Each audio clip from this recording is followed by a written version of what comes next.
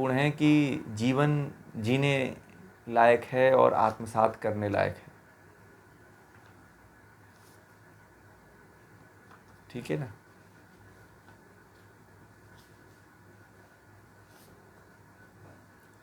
गीता को सुनते हुए आनंद में मत रहिए। ठीक है, ये सोचिए कि हमारे जीवन में कैसी यह आएगा, किस तरह से मैं अपने जीवन में इसको उतारूंगा, यह इस पे सोचा करिए। बात समझ रहे हैं आप लोग? इस पे जरूर विशेष ध्यान दिया करिए कि यह हमारे जीवन में कैसे घटित होगा। दूसरे के जीवन से हमें नहीं लेना देना है, आपके जीवन में कैसे घटित। जी हाँ, परिवर्तन लाना है।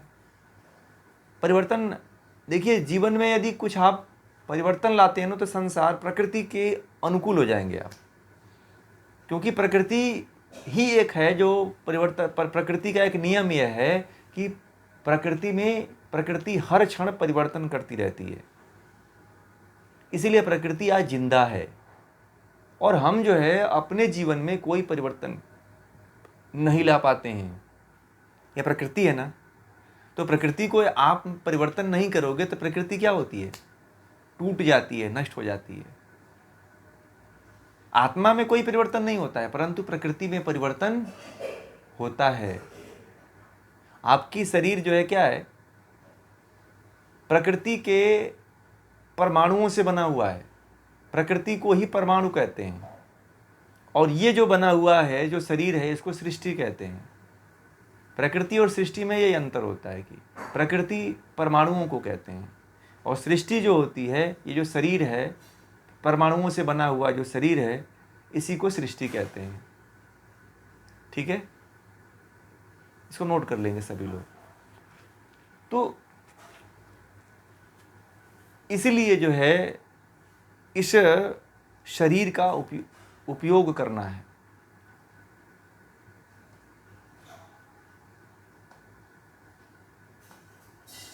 प्रकृति जो है परमाणु को कहते हैं और सृष्टि जो है, जो हमारी शरीर है, इसको कहते हैं।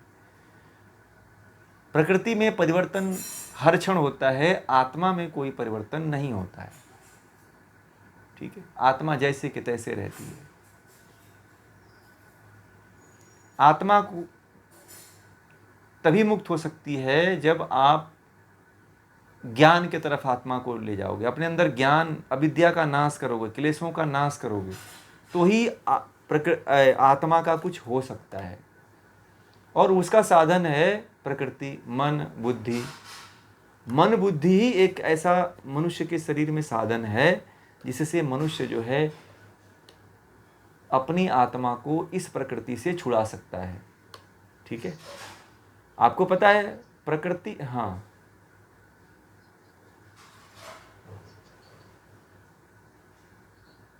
नहीं, परमाणु से बना, जो परमाणुओं से बना होता है वह प्रकृति है। परमाणु को प्रकृति कहते हैं, परमाणु को प्रकृति कहते हैं। और परमाणुओं से जो शरीर बनता है उसे सृष्टि कहते हैं। ठीक है,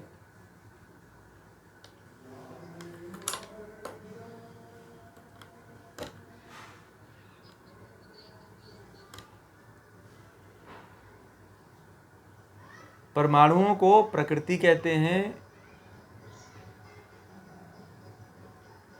और परमाणुओं के मेल से बने पदार्थ को सृष्टि कहते हैं।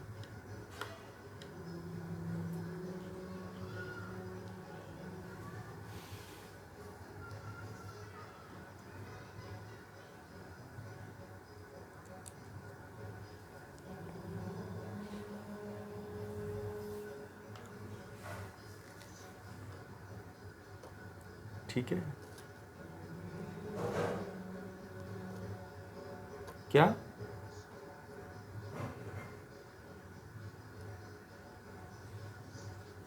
यही तो खेल है।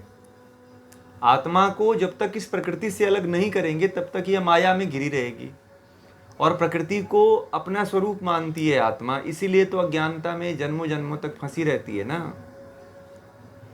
यही तो उसको प्राप्त करवाना है कि तुम यह शरीर नहीं हो, तुम एक आत्मा हो, शुद्ध आत्मा हो, चैतन्य आत्मा हो। अब बुद्धि को ही आत्मा मान बैठी है कि मैं हूं, मन को आत्मा मान बैठा है कि मन जो है मैं हूं। जब तक आप प्रकृति से आत्मा को पृथक नहीं करेंगे तब तक आप मुक्त नहीं हो पाओगे।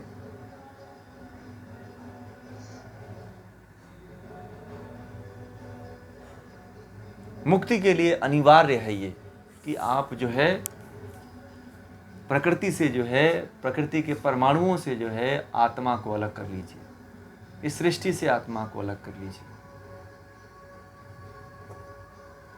जो नहीं कर पाता है वो तो फिर उसकी आत्मा भटकती ही रहती है, ऐसे जन्म लेगी मरेगी, जन्म लेगी दुख भोगेगी मरेगी, बस खाया पिया सोया, बस जीवन में कुछ भी नहीं किया। जीवन में ये जन्म नहीं हो सकता है, जन्म बार बार हो सकता है, मुक्ति नहीं हो सकती है। और ये भी है कि जन्म यही नहीं बार बार होगा, 84 लाख योनियां हैं, वह जन्म होगा।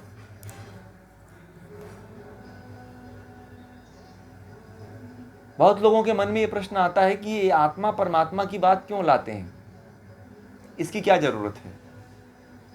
ठीक है, आत्मा परमात्मा की क्या जरूरत है? हम तो अच्छी तरह से जी रहे थे, खा रहे थे, पी रहे थे, बच्चों के साथ खुश थे, है ना? यही कहते हैं ना सभी लोग। अभी आत्मा को ला करके हमारा जिंदगी देख रहे हैं तो समस्या में खड़ी कर दिए। ठीक है,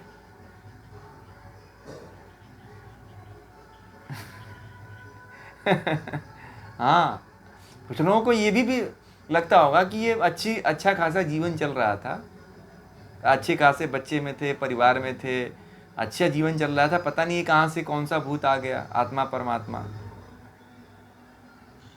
है ना? कभी कभी किसी के मन में ये भी प्रश्न उठ रहा होगा, परंतु आप लोगों को ये बता दूं कि जिस अंधकार में आप जी रहे हो वो वास्तविकता नहीं है, वो एक पर्दा है। पहले एक गांव में एक नाच हुआ करता था कि लोग जो है घोड़े घोड़ी का और जानवरों का खोल पहन करके और नाचा करते थे और नाटक किया करते थे। पहले प्रचलित था, शेर का, चीता का, भालू का, इसका कपड़े पहन करके लोग जो है नाटक किया करते थे। हाँ, कठपुतली डांस, सही कहा आपने, कठपुतली डांस हुआ करता था, वो खत्म हो गया। ये कठपुतली जो डांस था वह आत्मा और परमात्मा को बताने के लिए हुआ करता था, पता है आप लोगों को? पहले के जो डांस हुआ करते थे वह एक तरह से हमें एक शिक्षा देने के लिए हुआ करते थे कि यही वास्तविकता है। हमने चोला बदल रखा है परंतु आदमी उसके भीतर कोई और है, उसको ये मत मान बैठिए कि वही आपका स्वरूप है। कठपुतली के नाच में जो खो जाता था ना, फिर तो वो खो ही जाता था। आप लोगों में से देखा होगा, जो पुराने लोग हैं कठपुतली के नाच देखे होंगे। कितने लोग देखे हैं? नए लोग तो नहीं देखे होंगे। हाँ, दूसरे के हाथ में रहता है। कितने लोग देखे हैं कठपुतली के नाच? अभी ये नए वालों में से कोई नहीं देखा, राजन जी भी नहीं देखे हैं? देखे उसको जो लोग नहीं देखे हैं ना, YouTube पे देख लीजिएगा। सुनिए जी, वो उसको देखना इसलिए जरूरी है कि जो उसको देख लेता है ना, फिर उससे बहुत कुछ ज्ञान हो जाता है। और ध्यान पूर्वक देखना आप लोग, ठीक है? हम बचपन में देखे थे, उस समय हमको बड़ा ये प्रश्न आया करता था, कुछ समझ ही नहीं आता था कहाँ से क्या होता है। ठीक है, अब सब लोग हंसते थे तो हम भी हंस देते थे, और देखते थे वो लोग हंस रहे हैं तो उनके मुंह को देख करके हम भी हंस दिया करते थे। अब पता नहीं था क्यों हंस रहे हैं। ठीक है,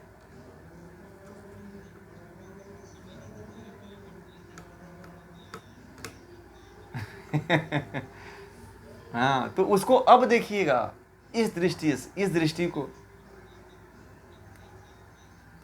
समझ में आ जाएगा। अब आप लोगों को उस कठपुतली का जो खेल था ना, वह खेल जो है लगेगा कि मेरा खेल है वो, और वास्तविक खेल वही है। आप लोग कभी ना कठपुतली की व्यवस्था करवा के उसको देखिएगा, लोगों को दिखाने का प्रयास करिए और दिखाने से पहले बोलिएगा सब लोग देखे हो क्या देखे हो, परंतु जब आप देखोगे ना तो नज़रिया बदल जाएगा आप लोगों का कि क्या हम लोग भी, हमारा भी जो जीवन चल रहा है वह इस कठपुतली से ज़्यादा नहीं है। फिर आपको ये पता चलेगा कि आखिर ये कठपुतली में हम कब तक नाचते रहेंगे। कंट्रोल कोई और कर रहा है, नचा कोई और रहा है।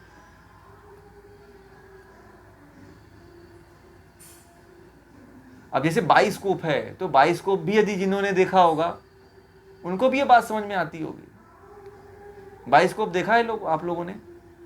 पहले गांव में आते थे और उसमें दिखाते थे दिल्ली है, मुंबई आ गई, पटना आ गया, ये आ गया, फलाना आ गया है। उसमें सारी चीज़ें यही हुआ करती थी कि कोई चलाता, रील को चलाता, कोई घुमाता, कोई और था, देश से कहीं और से दिखता था। तो बड़े प्रत्यक्ष की चीज़ें थी और जो भी बनाया था वह कोई आम इंसान नहीं बनाया था। ये मनुष्य को उसके जीवन से परिचित कराने के लिए सारी चीज़ें थी।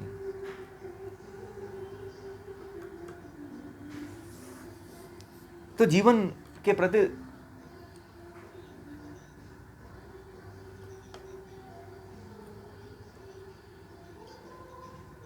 मन ही नहीं करता है।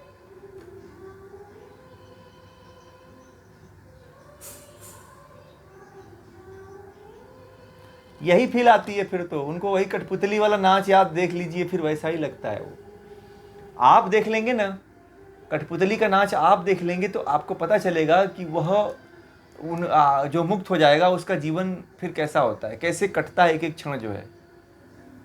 भगवान श्री कृष्ण इसीलिए, भगवान राम तो इसीलिए निस्वार्थ भाव से जीते थे ना, और सब काम दूसरे के लिए करते थे, अपने लिए करते ही नहीं थे। फिर क्या मैं अपने लिए करूं, मेरे लिए तो कुछ करने के लिए बचा ही नहीं फिर। इसलिए जीवन में ना जितना हो सकता है ना, अपने लिए मत करो, आप दूसरे के लिए करके देखो आप, तब ये अनुभूत कर पाओगे आप। उस आत्मा मुक्त पुरुष की जो मुक्ति का जो क्षण होता है, मुक्त होने के बाद की जो स्थिति है, उसको आप अनुभूत कर पाओगे आप, यदि वास्तव में समझना है इसको। तो आप यदि अपने लिए करते हो ना, तो फिर आप नहीं अनुभूत कर पाओगे। जीवन का हर पल जो है दूसरे के लिए यदि समर्पित कर देता है व्यक्ति। विवेकानंद ने क्या जिया, विवेकानंद के जीवन का दर्शन क्या था पता है आप लोगों को? विवेकानंद ने एक बात कही थी कि दरिद्र देवो भव। उनके पूरे जीवन का सार यही था कि दरिद्र में देवता होता है, इसलिए उसकी सेवा करो।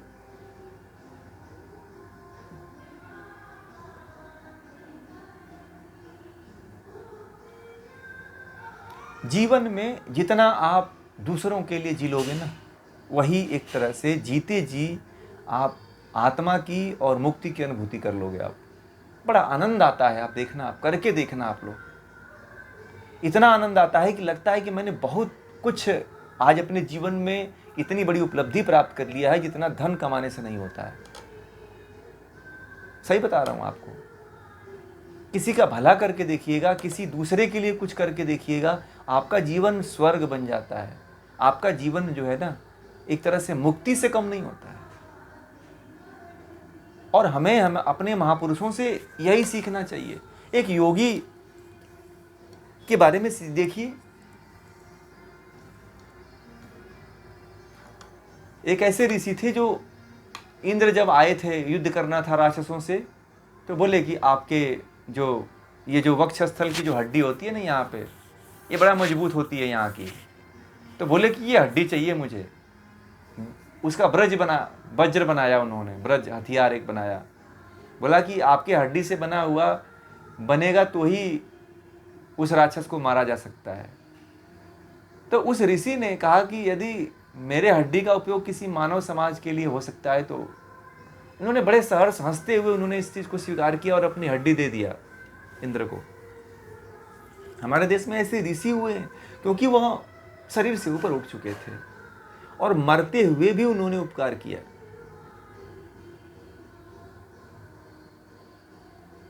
भगवान श्री कृष्ण जो है ना, कर्ण से जो है जी,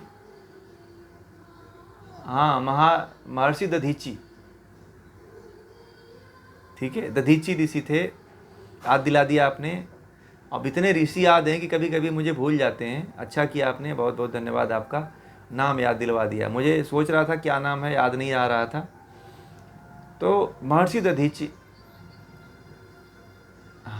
हाँ। तो तो ऐसा यदि आप जीवन में कुछ कर जाते हो ना किसी के लिए, तो फिर देखना आपका जीवन बड़ा सुकूनमय जीवन जीता है। एक एक लड़का था, तो एक दिन मैंने वो क्या किया कि एक कुत्ते का बच्चा होता है ना, तो उसने उसको ऐसे पत्थर मारा और वो कुत्ता का बच्चा मर गया। तो मेरे पास आया, बोला कि मुझसे बड़ा पाप हो गया, तो क्या करूं मैं, मुझे बड़ा चिंता हो रही है। तो मैंने कहा कि क्या किया? बोला कि अरे एक पत्थर मारा, वो उसका कुत्ते का बच्चा मर गया। तो मैंने कहा कि आज के बाद जो है ना, तुम जो है अपने जीवन में कुत्तों को कुछ खिलाते रहना, डेली खिलाते रहना, कुछ ना कुछ, रोटी है, बिस्किट है, खाना है, कुछ भी देते रहना। तो अभी उसकी उम्र 22-23 साल है, बड़ा मतलब सीधे साधा लड़का है। तो मुझसे आकर के कहता था कि जब मैं खिलाता, पहले तो मुझे लगता था कि मैंने पाप कर दिया है तो खिलाता था, परंतु अब खिलाता हूँ तो मुझे बड़ा अच्छा लगता है और इतना आनंद आता है खिला करके कि लगता है कि मैंने अपने जीवन में बहुत अच्छा कार्य कर लिया। और ये मैंने आपसे सीखा है, और मैं केवल अब कुत्तों को नहीं खिलाता हूँ, यह चीज़ अब दूसरे जानवरों को भी मैं करने लगा हूँ। तो मेरे प्रति बड़ा मुझे लगता है कि मैंने जीवन में बहुत कुछ अच्छा कर दिया। दूसरे किसी का मदद कर देता हूँ, और बड़ा मदद करता है वो। छोटा सा ही लड़का है, और किसी के काम को करना हो, किसी का हेल्प करना हो, और उसके पास जो है ना, उस लड़के के अंदर एक खासियत है कि उसके पास यदि 10 रुपया रहेगा ना, तो उस व्यक्ति के अंदर मैंने देखा, लड़के के अंदर देखा है कि उसके जीवन में इतना परिवर्तन हुआ कि वह 10 रुपये खर्च कर देता है, उसके पास भले पैसे नहीं रहते। मतलब इस तरह के व्यक्तित्व कि जीवन में किसी की एक बात जो है किसी के जीवन में इतना बड़ा शस्त्र बन सकता है, इतना बड़ा हथियार बन सकता है, इतना उसका जीवन पुण्यशाली बना सकता है। वो कुत्ता तो मर गया, परंतु उसको बहुत बड़ी शिक्षा दे करके चला गया। और वह अपने जीवन में इसीलिए हमेशा उस डर के मारे पता नहीं करता है कि क्यों करता है, परंतु उसकी जो प्रवृत्ति जो इस समय बनी हुई है, कोई बीमार होता है तो उसके साथ चल देता है, उसको ले करके हॉस्पिटल, है ना। और किसी के घर कोई किसी की तबीयत खराब होती है तो वहाँ पहुँच जाता है। मतलब हेल्पफुल जो नेचर होता है ना, उस लड़के के अंदर वो आ चुका है। तो कभी कभी मुझे कहता है कि मैंने जो जीवन में नहीं सीखा था वो सीख लिया, पता नहीं कुत्ते के माध्यम से मुझे सीखना था। तो होता है ऐसा, एक छोटे से बच्चे के अंदर ऐसी अनुभूति होती है, तो आप बदल गया, वो बदल गया और बहुत बदल गया। उसके घर वाले जो है ना, उसको अगर कुछ पैसे देते हैं ना, तो उस पैसे में से अगर उसको 50 रुपया देते हैं तो उसमें से 10 रुपये वह किसी दूसरे के लिए मदद में दे देता है। वो अपना स्कूल में जाता है तो स्कूल में जिनकी किताबें नहीं रहती उनको दे देता है किताब, बोलता है तो मुझे तो आता है ये, ठीक है।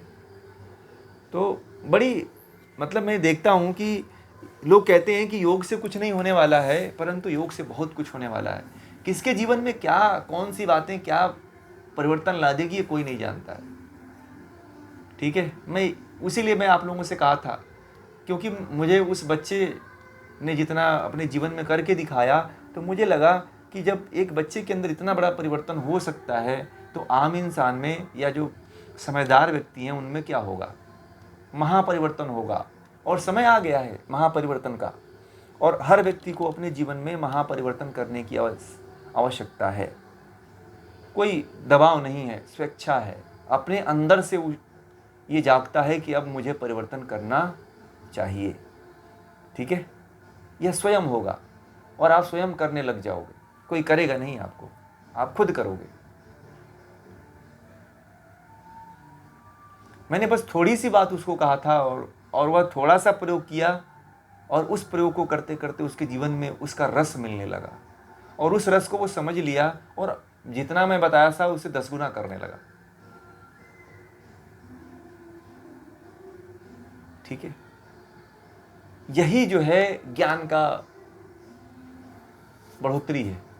इसी को जो है कहते हैं कि जीवन में जो भी है ना, वह अपने लिए जी करके मत देखो, दूसरे के लिए जीना शुरू कर दीजिए। देखिए फिर जीवन एक उत्सव बन जाता है, एक महोत्सव बन जाता है। जीवन को उत्सवमय बनाना है, जीवन को एक महोत्सव बनाना है, तो जीवन को इस तरह से खिलाइए, फूल की तरह खिले। फूल की तरह खिलाना है तो फूल बनना पड़ेगा। और फूल किसके लिए होता है? हमेशा फूल किसके लिए खिलता है? नदी किसके लिए बहती है? फल किसके लिए फलता है?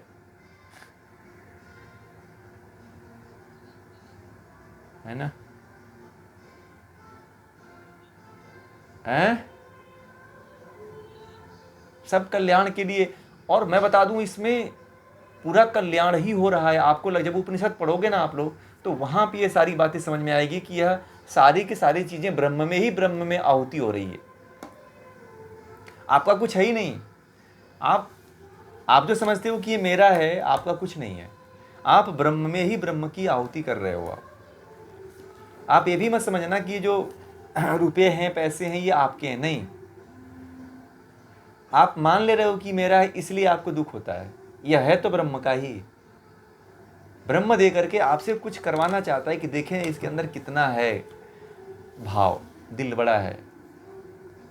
परंतु व्यक्ति यहीं पे तो स्वार्थ की भावना ला करके अपने आप को नीचे स्तर पे गिरा लेता है।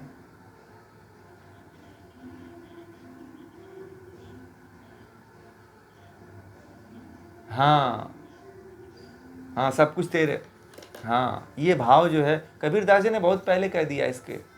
कबीरदास जी ने जो जीवन के मूल तत्व हैं, उन तत्वों को सबको पिरो के रखा है। उसमें केवल आत्मसात करने की जरूरत है। कबीर के दोहों को भी मैं शुरू करूँगा आने वाले समय में। जितने भी उनके ग्रंथ हैं कबीर के, वो सब कुछ अभी लेकर के आने का पूरा है। तो वह सभी आने वाले समयों में गीता के बाद जो है, अष्टावक्र गीता के बाद जो है कबीर हैं, नानक हैं, इन सब को लेकर के आएंगे। तो आप लोगों को और आनंद आएगा, ज्ञान और बढ़ेगा। ठीक है,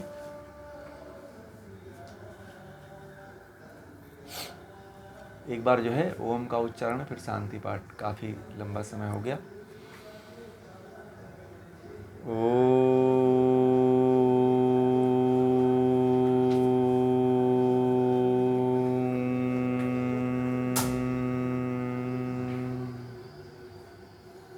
ओम शांति।